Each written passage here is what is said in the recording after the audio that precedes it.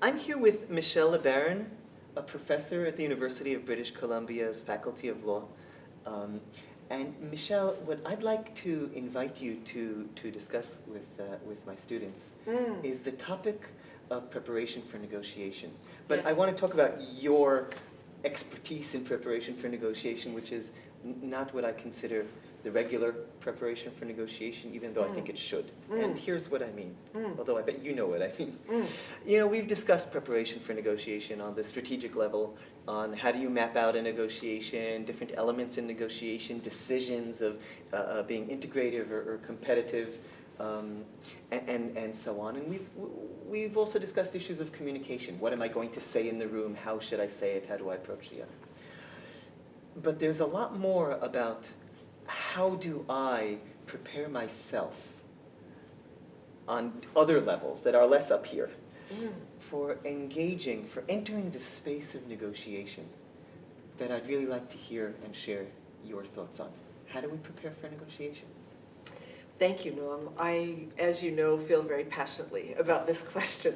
And the first thing I would say is that very often in negotiation, before we began to study it as some sort of academic field anyway, negotiation mainly happened without a lot of planning or preparation. And I know that you've been talking in this program about some of the elements of preparation that are really important in terms of thinking about what will be said, how it will be said, what analysis you might have in advance of what you want to achieve, all of those things. And I would say that none of that will happen optimally unless there's some attention given also to how do I come to the negotiation and in which state. So here I'm talking about a psychological state, a state of awareness, and would say that all of us, you and me, we come into a room right now and we're dripping with the past. We're dripping with whatever interaction we just had with someone 8 minutes else ago. 8 minutes ago that was really lovely, so I'm still there basking in that. Or maybe it was abrupt and harsh and I'm still feeling somewhat indignant about that. Whatever it is we're feeling, and we've experienced whatever's in our context for this day or this period in our lives, we bring that right in with us to negotiation. And if I'm to be exquisitely present to a negotiation and to bring my whole self, then it means I need to pay attention to my state. And the way to pay attention to my state is always through my body. I know we don't say the B word very much in negotiation, training, planning, education, and yet it's true. We have our whole selves here. It's not just this. It's not just this. It's not just some small segment of our cognitive capacity with which we associate our brain, but it is our whole seeing, being selves.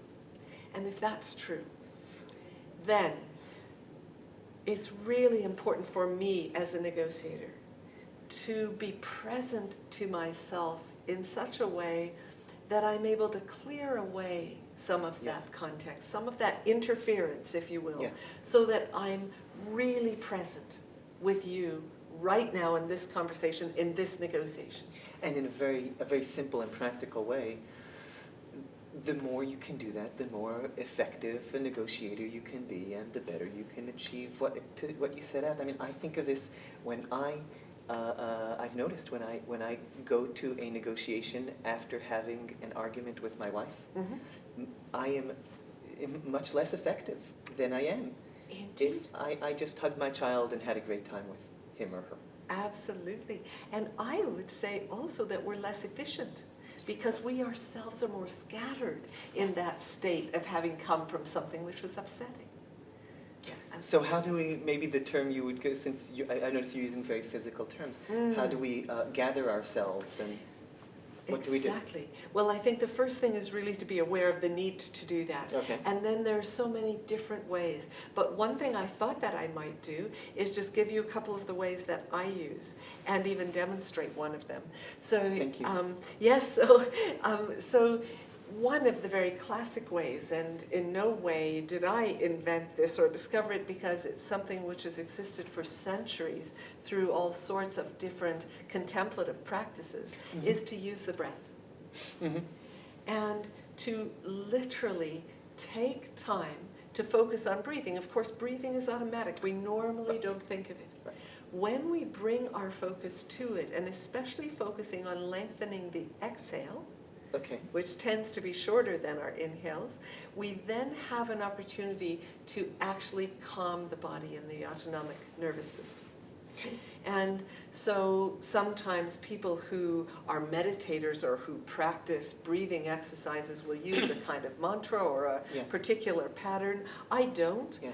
However, if I'm having trouble concentrating on breathing, because my mind is just going off in a lot of different And of directions. course, before entering a negotiation, it often is. It often is About- because yeah. I may be anxious about Yes, it. sure. About whether I will get what I want, about whether my counterpart will be difficult, who knows Or not, who what, knows, right. all sorts of things.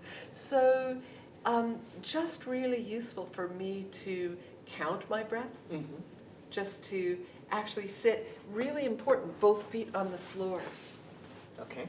legs uncrossed, open kind Yes, of posture, I can right? already As feel that. opposed Yes, to a yes, kind of yes, yes. closed posture.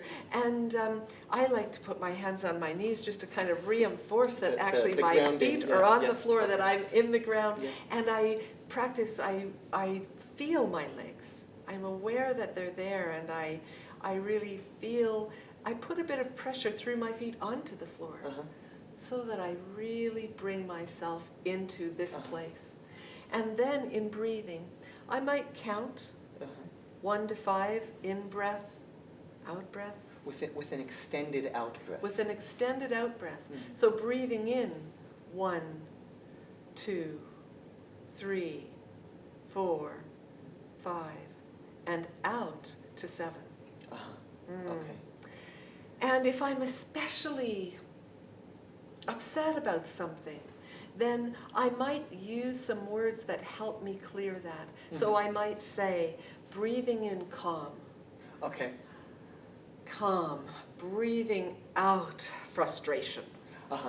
And I'll repeat that, breathing in, calm. And I'll feel that calmness go through my body, right into my feet. Breathing out, frustration. And again, it goes And you can down really through my feel that. body and into the ground. And the ground can hold that frustration. Any I amount. don't have to. Right. Okay. Exactly.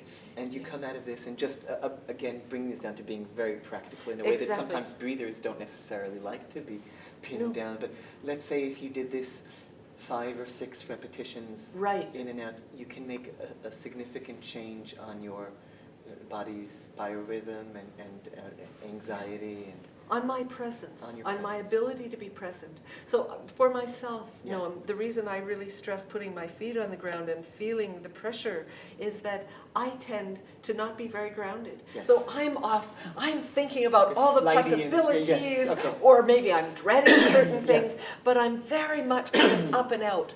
And Right. so I need to use the breath to come down and in. right. To be down and in my body, because it is from that place that I can be centered. Yeah. We use that Yeah. word Yes, centering, yes. and it really has to do with coming into balance with myself. Okay. And now I can really feel a bit in that place, even though some of it is imagining right now. I'll do my Sure. breathing off camera. Yeah. So you've arrived at that. Will you do that before you enter being again very practical? Do you do that a minute before you walk in the room? If you have the choice, of Yes. course, of we don't Yes. always choose our moments. No. But do you do that before walking in the room? Do you do that 10 minutes before? Or do you do that before picking up the phone? I'm trying to picture Right. how we can kind of, just as very practical advice, tell students, do a few of these breathing exercises right before what? Right At before what you go in moment? the room, So what, before you enter the room? when you take a break, just before you come back, Okay. even during the negotiation, no. Yeah. Because in fact, if something has just been said, which in some ways of talking about it, we would call a trigger. Yeah. I suddenly feel, it takes me back Yeah. to some old trauma or some automatic kind of tape in my mind, which is taking me out of the present. Right. Then breathing is what helps me return to the present. And so I may not, during an actual negotiation, be sitting there saying, I'm breathing in, 1, 2, But you can take in a I deep can breath and take let out a in deeper a deep breath, and I can remember to put my feet Right, on the floor right. and put pressure into the floor. And I can take just a moment, and perhaps I'm pausing in my exchange in a negotiation. Or perhaps the other party won't notice that at all. And they may not notice that Right, at all, because I don't need to proclaim it. Right.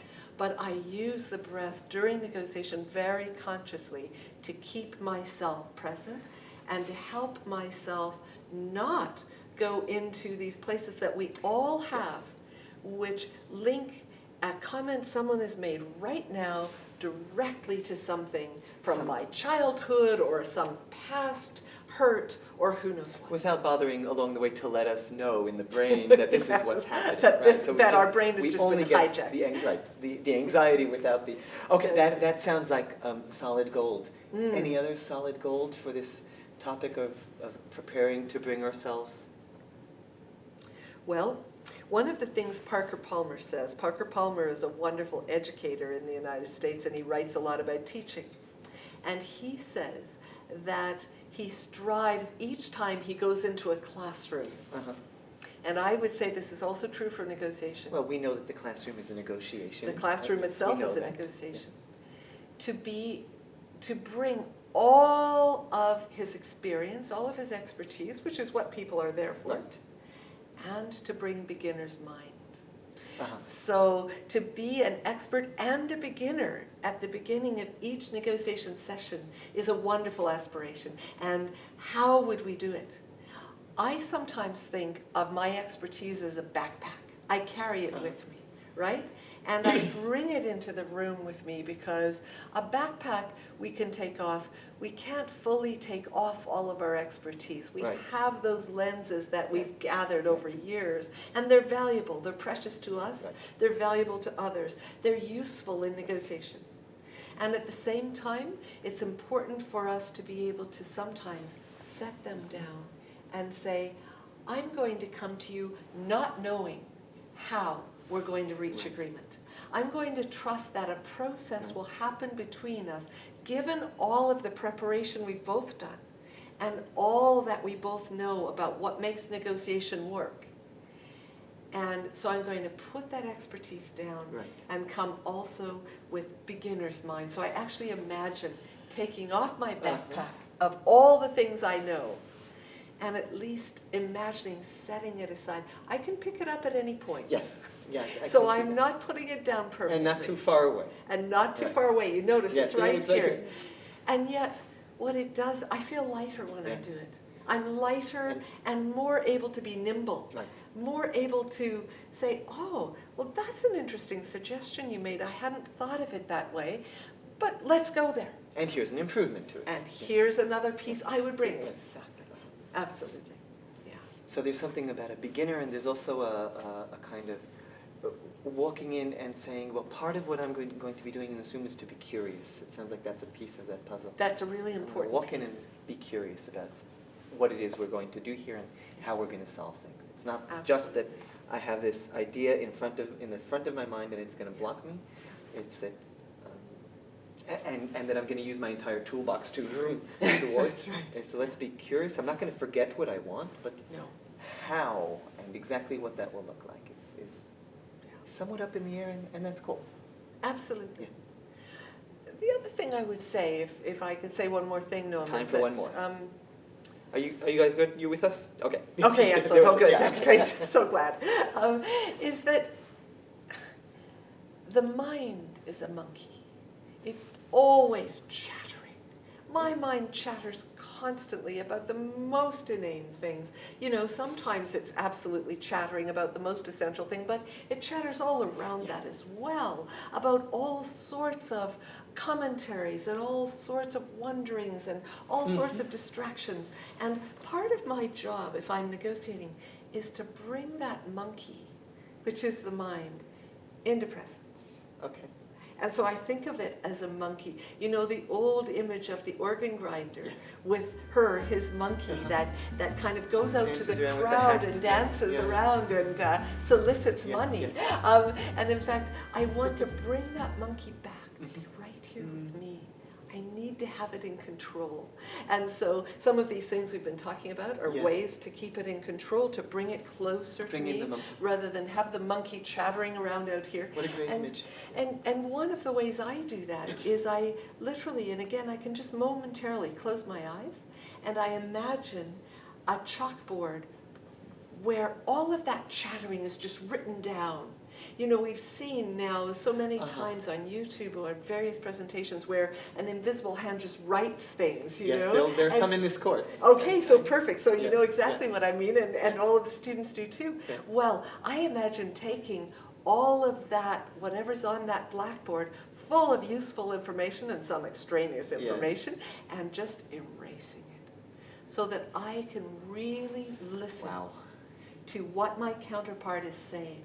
All the parts of it, the parts I might have a reaction to, the parts I don't particularly react to, the emotional tenor of it, what I think is the motivation behind it, all those parts I want to be open to so that I can really take it in before reacting.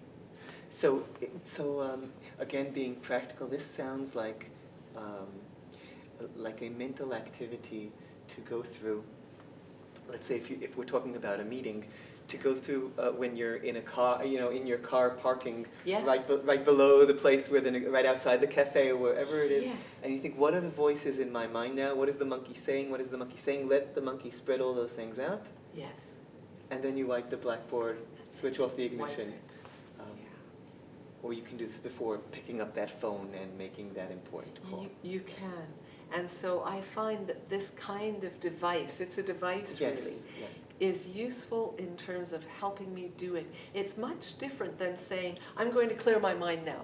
Right. Because I'm a very visual and kinesthetic learner, it's useful to me to imagine that scene. Someone who's a more auditory learner, they might have things they say to themselves about clearing their mind that have the same effect for them.